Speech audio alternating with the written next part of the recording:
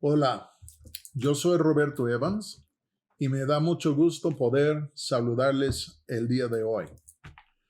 Y me gustaría compartir unas verdades con ustedes que yo encuentro en un texto muy poco usado en lo que es la predicación, pero quisiera leerles este texto.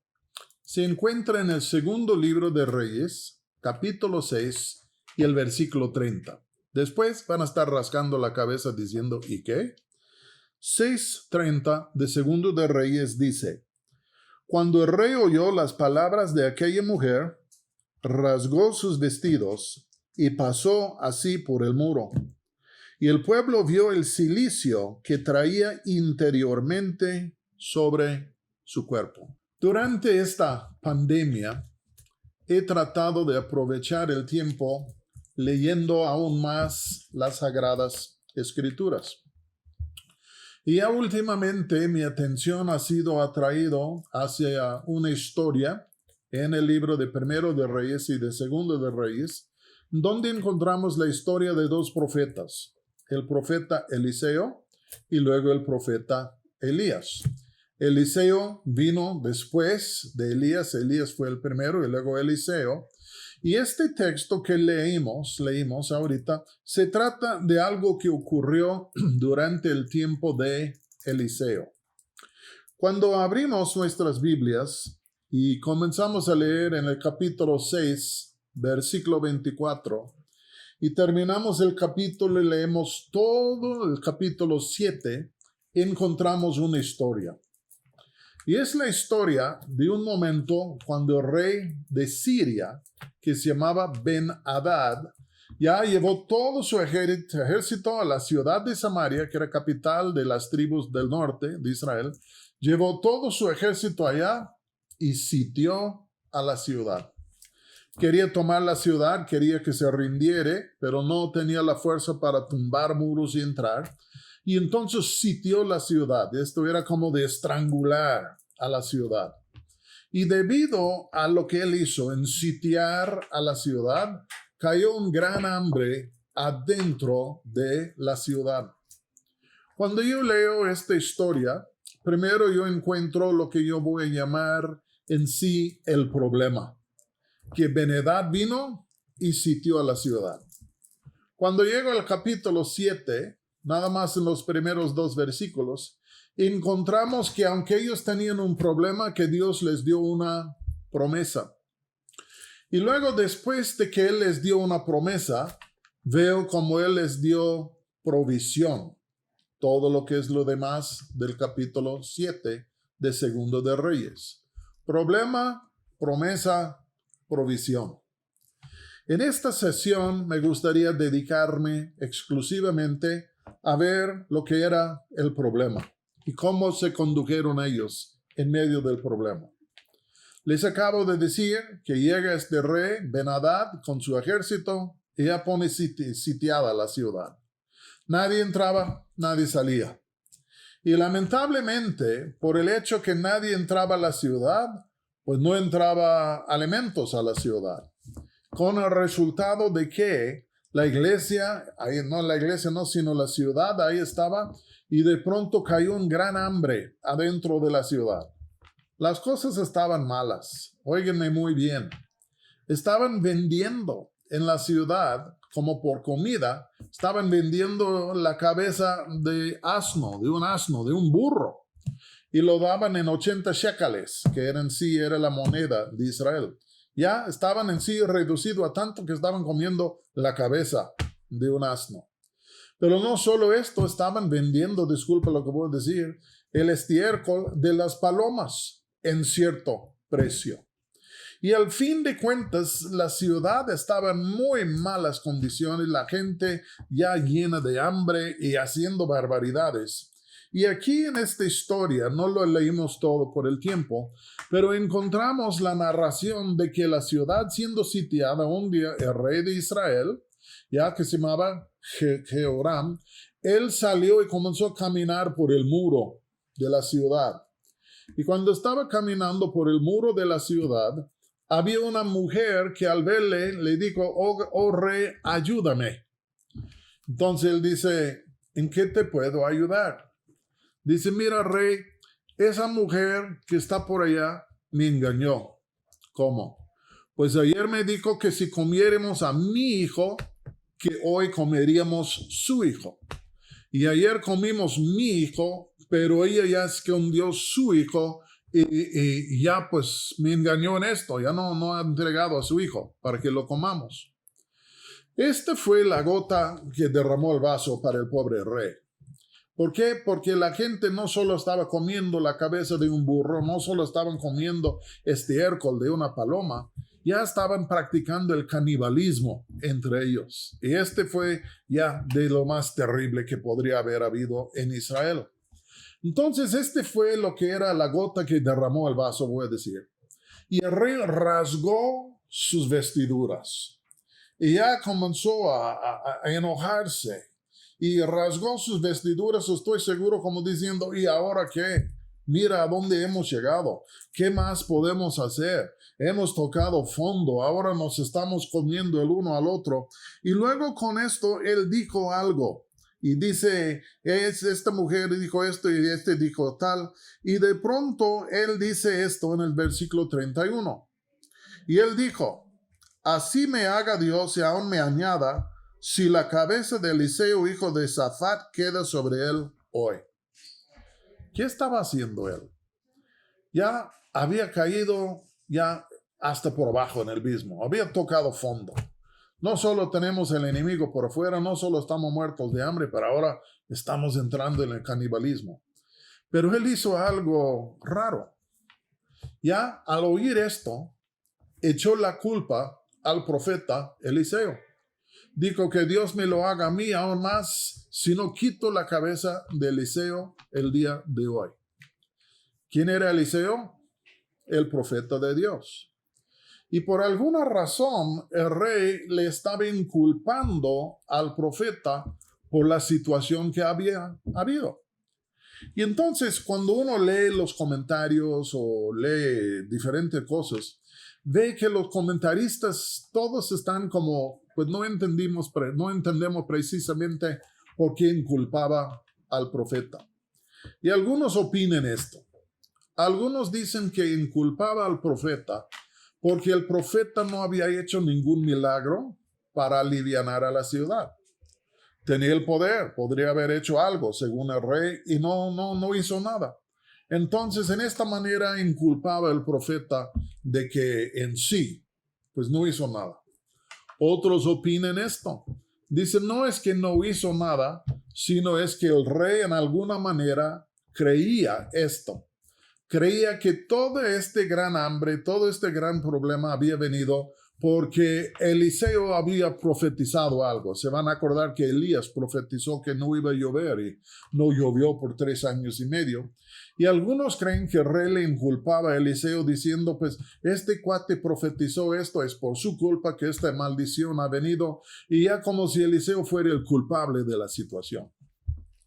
Otros un poco más sensatos, yo creo, dicen que el rey estaba enojado por lo siguiente, que el rey desde el principio le había dicho al rey, o el profeta desde el principio había dicho al rey, mira, confía en Dios, cree en Dios, confía en Él, y aunque las cosas se pongan mal, al fin de cuentas Él va a venir y nos va a rescatar.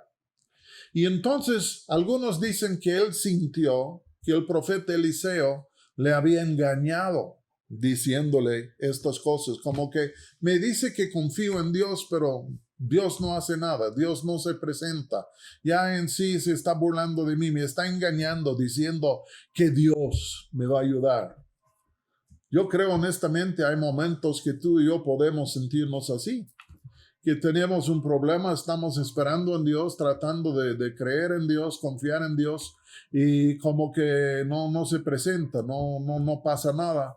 Y hasta que en momentos podemos llegar a pensar, pues Dios se está burlando de mí, Dios me está diciendo que me va a ayudar, pero no ha venido la ayuda. Si tuviésemos tiempo, podríamos ver qué promesa vino, cómo Dios lo hizo. porque vemos que hubo un problema y luego una promesa, pero la promesa era una palabra profética que Dios les dio en el peor momento, cuando ya habían perdido esperanza.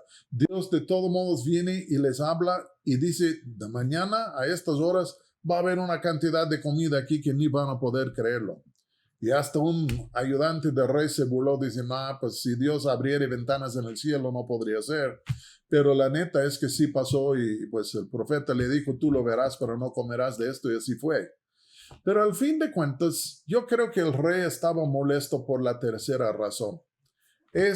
Me dice que confío en Dios, pero Dios no se ha presentado. Y entonces dice, ya basta, voy a quitar la cabeza de este mentiroso porque no me está ayudando. Pero quiero recorrer la cinta un momentito. Porque el texto que leímos, fíjense otra vez que dice, el versículo 30. Cuando el rey oyó las palabras de aquella mujer, la que dijo, mira, yo ayer di mi hijo y lo comimos, pero ahora esta mujer no quiere dar su hijo. Cuando el rey oyó las palabras de aquella mujer, rasgó sus vestidos y pasó así por el muro, y el pueblo vio algo. El pueblo vio el cilicio que traía interiormente sobre su cuerpo. Vamos a pensar un momentito. El rey se llamaba Jehoram. Su padre era Acab, el famoso. Y el padre de Acab era un otro rey que se llamaba Omri. Omri era un militar, un general. Acab si no tenía otra cosa, era un buen soldado. Ya entendía lo que era la guerra. Acab era un buen soldado.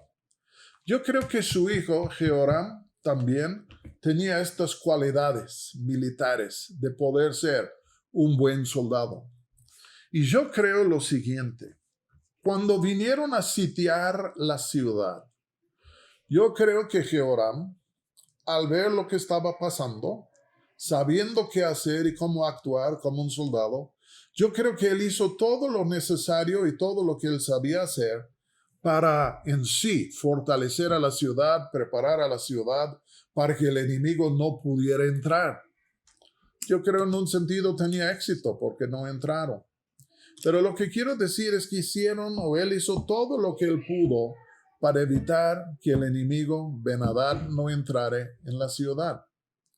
Pero también él hizo otra cosa que yo creo que sorprendió a la gente. Dice que cuando él rasgó sus vestidos, sus vestiduras exteriores, de pronto se dieron cuenta que tenía cilicio, ya, debajo de su ropa exterior. Y uno dice cilicio, ¿qué es esto? Cilicio y ceniza. Cuando uno estaba de luto, o cuando uno se humillaba delante de Dios, o cuando uno estaba sumamente arrepentido en Israel, muchas veces se vestía con cilicio. ¿Y cilicio qué era? Era una especie de camisa, pero de una tela bien ruda, bien dura en sí, como un costal, si puedo usar esto, como la materia de un costal.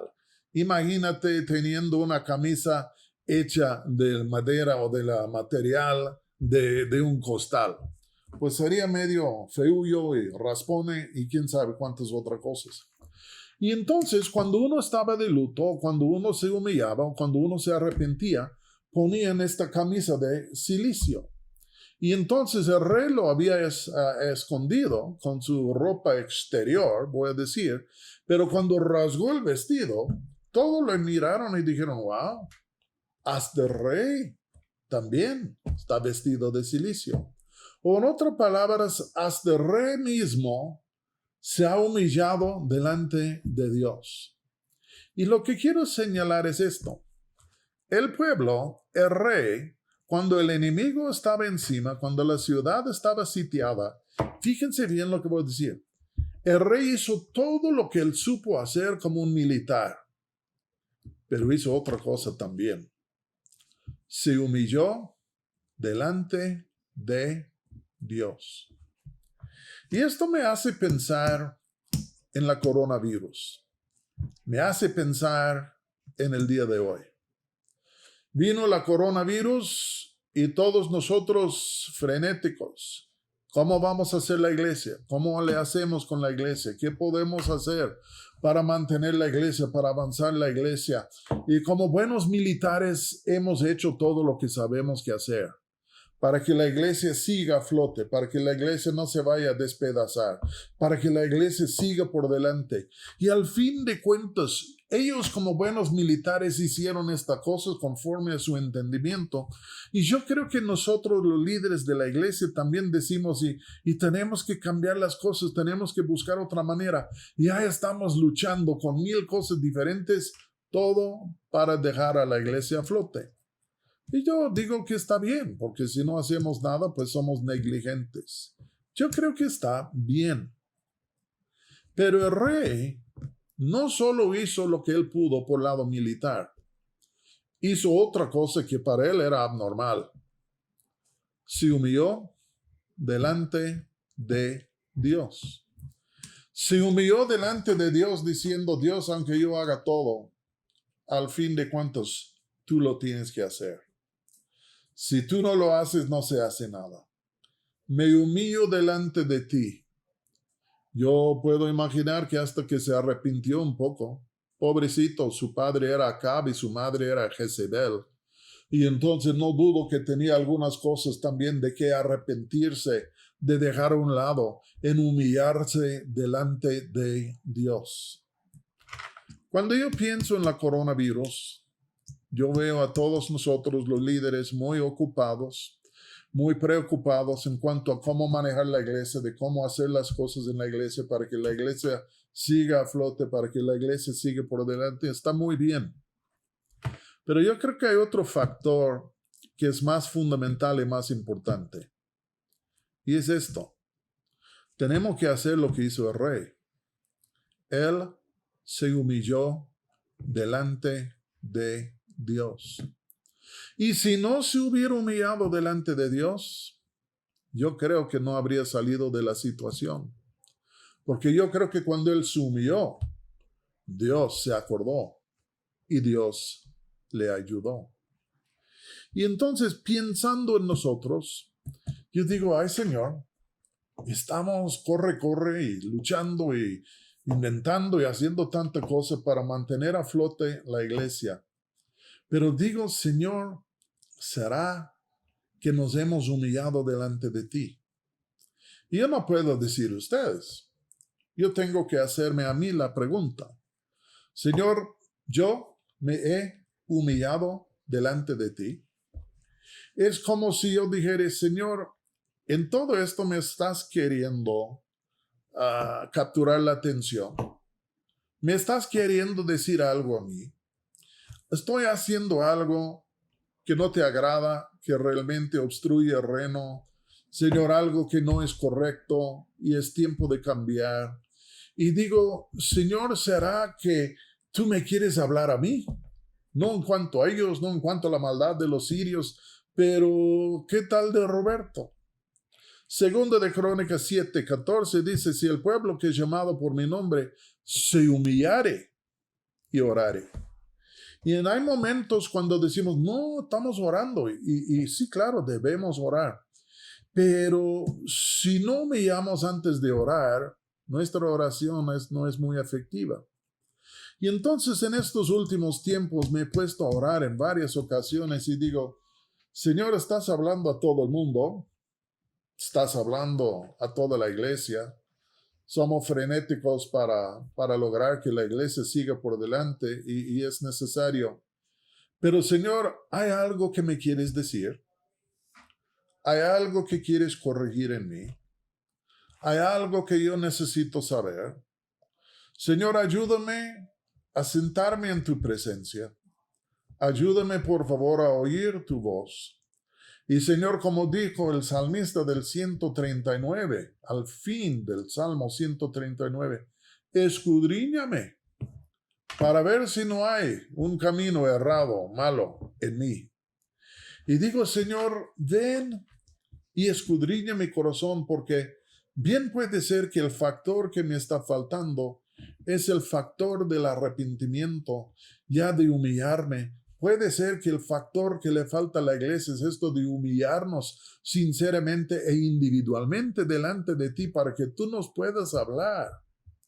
Y si tú nos hablas y dices, no, pues no me agrada, esto hay que cambiar. Señor, está muy bien, nos cambiamos. Porque yo creo que realmente Dios dio alivio al rey y a la ciudad, no por todas sus estrategias militares. Yo creo que se dio porque se humillaron delante de Dios. Este es un día en lo cual Dios nos está llamando a humillarnos delante de Él, porque no somos perfectos. No somos perfectos. Y yo digo, puede ser en algún momento, Él quiere decir, ven acá, necesitamos cambiar esto. Y si lo hacemos, estamos abriendo la puerta para que se vaya el sitio y que de pronto todo se puede levantar. Yo creo esto, que si la iglesia en verdad, tú y yo nos humilláramos sinceramente delante de Dios, yo creo que el COVID adentro de poco se iría. Y me hago la pregunta si no se prolonga, porque aún todavía, pues el mundo menos, pero aún nosotros de la iglesia como que decimos, ay, pues hay que batallar y hay que pelear y hay que hacer tantas cosas, pero como no se nos ocurre humillarnos delante de Dios. Dios nos está queriendo capturar la atención porque hay algo que nos quiere decir. Y viene cuando nos humillamos, bien puede ser cuando nos arrepentimos, pero al fin de cuentas Él trae un ajuste que es para el bien de todos. Y con esto, en verdad, la iglesia se levanta con poder y un nuevo espíritu. Entonces, como dije, es un texto un poco raro, pero al fin de cuentas la gente dijo, mira nomás, hasta el rey trae cilicio. Hasta el rey mismo se está humillando delante de Dios. Y me hago la pregunta, ¿cómo respondió el pueblo cuando corrió la voz y todos oyeron que el rey mismo estaba vestido de cilicio, humillándose delante de Dios? Yo creo que nosotros como líderes hay momentos cuando tenemos que conducir a nuestra gente hacia esto, hacia lo que sería el humillarnos, arrepentirnos, hasta llevar al pueblo a la presencia de Dios en quebrantamiento. No falso, sino genuino, uno producido por el Espíritu de Dios. Entonces voy a orar, vamos a terminar, pero quería dejarles esta palabra. Señor, ayúdanos. Jehoram era un hombre malo, pero se humilló delante de ti, y yo creo es por eso que por fin vino el alivio a la ciudad de Samaria. No por sus estrategias militares, sino era porque se humilló delante de Dios. Señor, no estoy criticando, no estoy tratando de condenar a nadie, pero pido, oh Dios, una gracia sobre gracia en todos nosotros, que nos permitiría humillarnos delante de ti y de abrir nuestros oídos y corazones a tu voz como nunca antes. Y si hay algo en nosotros que necesita ser cambiado, que tú podrías venir y hablarnos. Y Señor, hasta me atrevo a decir, Señor, ven, por favor, examíname, como dicen las Escrituras, para ver si no hay algún camino malo en mí. Ayúdame, ayúdanos, porque Señor, todos queremos ver el fin de esto, pero creo que hay una condición. Si el pueblo que es llamado por mi nombre se humillare y orare, buscare mi rostro y saliere, si dejare sus caminos malos, entonces oiré yo del cielo, sanaré a su tierra y cambiaré su corazón. Señor, bendice a su pueblo y en el nombre de Jesús te lo pido. Amén.